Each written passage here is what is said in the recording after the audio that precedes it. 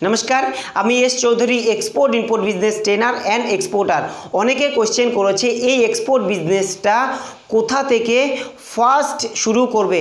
তো এই যে শুরুটা কোথা থেকে আপনি শুরু করবেন এবং এই শুরু করতে গেলে কত টাকা খরচা হবে আজকের এই ভিডিওতে সম্পূর্ণ ডিসকাস করব। যখনই আপনি এক্সপোর্ট ইম্পোর্ট বিজনেস শুরু করতে চাইবেন তখন আপনার ফার্স্ট কাজ হবে আপনার যে কোনো একটি কোম্পানির নাম চুজ করা।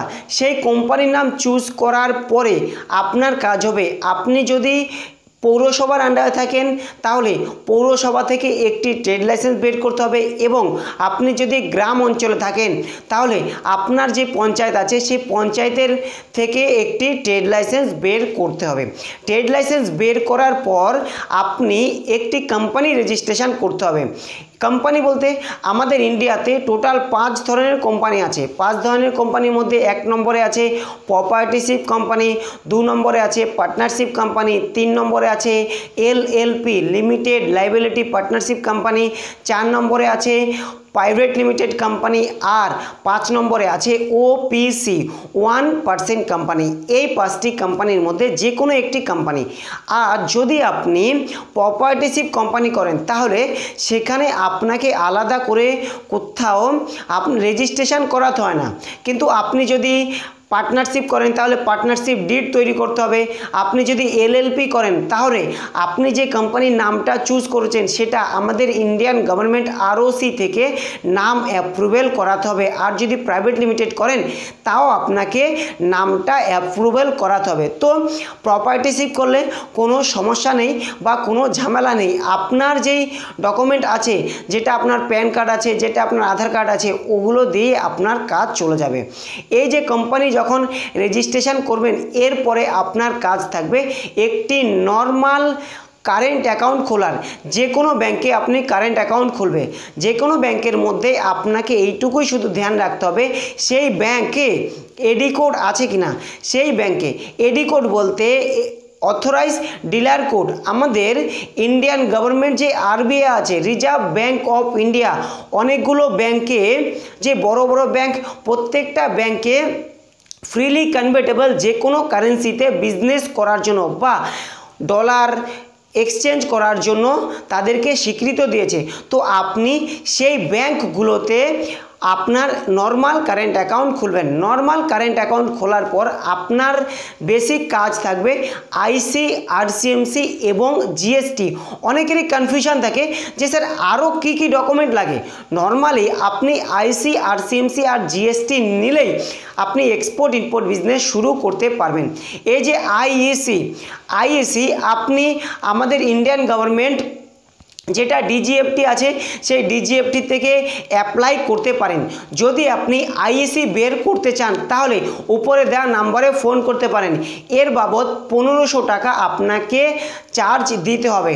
এরপর আপনার যে জিএসটি আছে সেটা হচ্ছে আপনাকে এই জিএসটি বের করতে হবে। নর্মালি এক্সপোর্ট ইম্পোর্ট বিজনেসে জিএসটির প্রয়োজন হয় না, কিন্তু আপনার যে জিএসটি নাম্বারটা সেটা এক্সপোর্ট বিজনেসে বা ইম্পোর্ট বিজনেসে প্রয়োজন হয়। তো আপনার যে জিএসটি সেটা বের করতে লগভগ 1000 থেকে 1500 টাকা আপনাকে খরচা করতে হবে। এটা হচ্ছে আইএসি এবং জিএসটির খরচা। আর যেটা হচ্ছে আরসিএমসি হচ্ছে রেজিস্ট্রেশন কাম মেম্বারশিপ সার্টিফিকেট। আমাদের পুরো ইন্ডিয়াতে 37 ইপিসি আছে।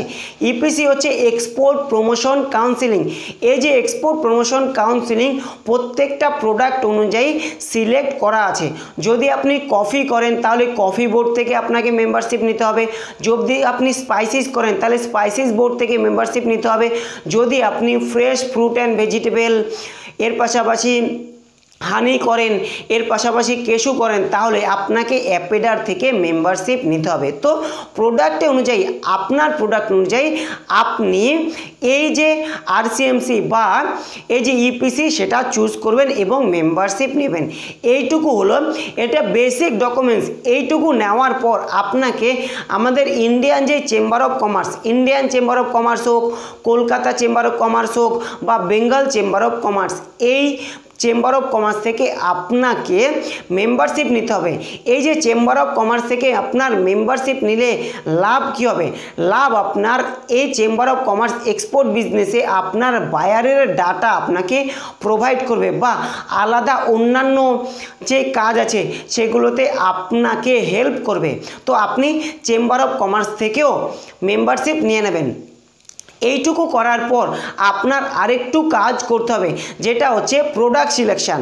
আপনি কি প্রোডাক্ট আপনি এক্সপোর্ট করবেন সেটা কিন্তু একটি এক্সপোর্ট বিজনেসে বা ইম্পোর্ট বিজনেসে ভাইটাল পার্ট হয়। যখনই আপনি প্রোডাক্ট সিলেকশান করবেন তারপর আপনাকে একটি ওয়েবসাইট খুলতে হবে। ওয়েবসাইট খোলার কারণ হচ্ছে যখনই আপনি কোনো বিজনেস করেন তখন কিন্তু আপনাকে একটি শোরুম তৈরি করতে হয় বা দোকান তৈরি করতে হয়। সেই দোকানে আপনি যেই প্রোডাক্ট বিক্রি করছেন সেগুলো ভালো করে ডিসপ্লে করতে হয়। সেরকমই এক্সপোর্ট বা ইম্পোর্ট বিজনেস করতে গেলে আপনাকে সেই প্রোডাক্ট ডিসপ্লে করতে হবে। তার জন্য অনলাইন সাইট, যেটা হচ্ছে ওয়েবসাইট আপনি তৈরি করবেন।